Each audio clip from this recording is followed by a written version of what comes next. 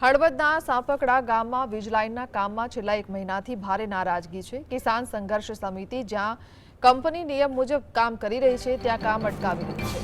સાપકડા પણ 18 વીજ પોલનું કામ ચાલુ છે જ્યાં કેટલાક ખેડૂતોને તો વળતર જ ન મળ્યું હોવાનો ખેડૂતોનો સીધો આક્ષેપ છે।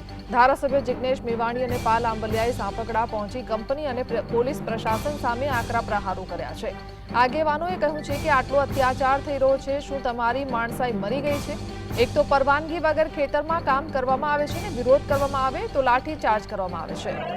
જય જવાન જય કિસાન જય જવાન જય કિસાન આગલા દિવસે જાણ કરી તો અમે પહોંચીએ જે આખે કાયદા વિરુદ્ધ કામ થાય છે, અમને ખબર પડે છે, અમે ત્યાં પહોંચીએ છીએ અને કામ બંધ કરાવડાવીએ છીએ। અને એટલા માટે પહેલાં લીગલી વાત કરો, બરાબર છે। એક બાજુ એમ કહે છે કે કામ બધું કાયદા મુજબ થાય છે અને બીજી બાજુ તમામ કાયદાઓને નેવે મૂકી દેવામાં આવે છે।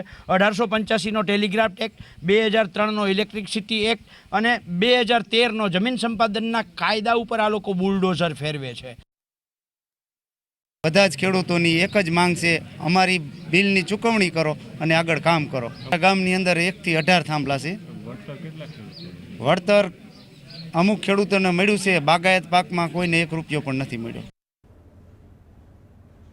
ખેડૂતો રેડી છે પણ એમને યોગ્ય વળતર મળવું જોઈએ। તમે બેન દીકરીઓ માતાઓને લાકડીઓના ફટકાવી જો, પાછળથી બોછી પકડો, આગળથી ગરદન દબોચો અને આખું ગુજરાત જોતું હોય ને છતાં ભાજપ સરકારના પેટનું પાણી ન હલે। આ ગુજરાત માટે